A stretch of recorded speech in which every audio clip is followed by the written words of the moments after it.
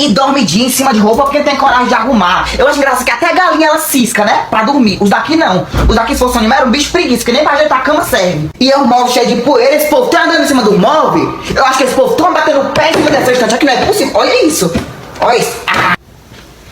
Roupa suja misturada com roupa limpa, meu Deus, eu não acredito que eu não nasci pra isso. Peraí. Eu não falei que eu ia queimar?